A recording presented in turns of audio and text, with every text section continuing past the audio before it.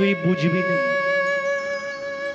এই জগৎটা বড় শক্ত, বড় নির্মম, বড় কঠোর।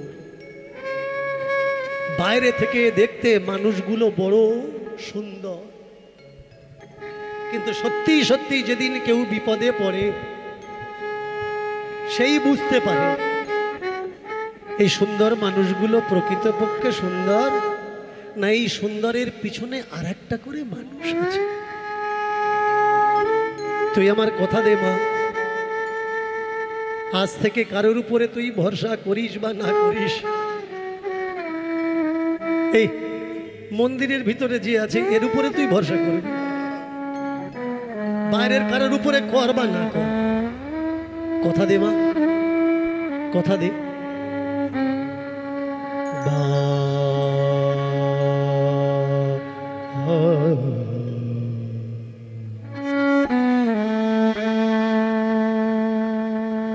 কি কথা শোনালে,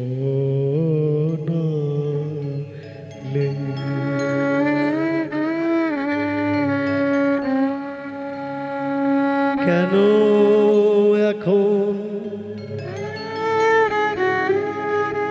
মোরার কথা শুনে কি ভালো লাগে,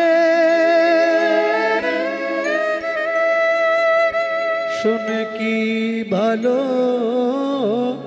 লাগে, বলো না বাবা বলো না,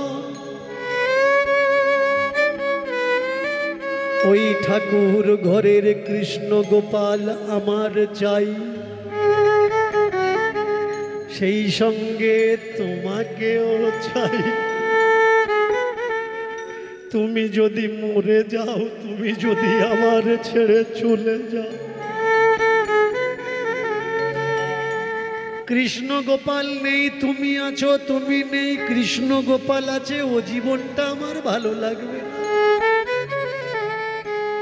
আমার সেই জীবনটা ভালো লাগবে বাবা যে জীবনে তুমি আছো, আমার কৃষ্ণ গোপালও আছে, তুমি আমায় ছেড়ে যেও না।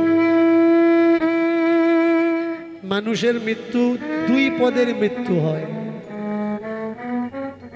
একটা প্রকৃতির নিয়মে আর আরেকটা নিজের কারণে। দুই প্রকার মৃত্যু। প্রকৃতির নিয়মের মৃত্যুকে মৃত্যু বলে, আর নিজের কারণে মৃত্যুকে হত্যা বলা হয়। প্রকৃতির নিয়মের মৃত্যুকে দুই ভাগে বিভক্ত করা হয়, একটা হচ্ছে শুদ্ধাচারের মৃত্যু, আর আরেকটা সাংসারিক মৃত্যু। একটা ভাব বিশিষ্ট আর একটা যন্ত্রণা বিশিষ্ট। বিছানায় পড়ে আছে, দীর্ঘদিন পড়ে থাকতে থাকতে পচে যাচ্ছে, পোকা হয়ে যাচ্ছে, ফুলে যাচ্ছে, প্রকৃতির নিয়ম, কিন্তু এটা যন্ত্রণা দেয়। আবার প্রকৃতির নিয়মে ঠাকুর সেবা করতে করতে কোন সময় কেউ গিয়ে দেখছে ওই দেখে ঠাকুর ঘরে ঢুকলো, সকালবেলা বেশ ঢুকলো, কিন্তু দুপুরবেলা শোনা যাচ্ছে ও আর নেই। এটাও প্রকৃতির নিয়ম। কালক্রম, সময়ক্রম, কিন্তু একটা বিঘ্ন আর একটা সুষ্ঠু।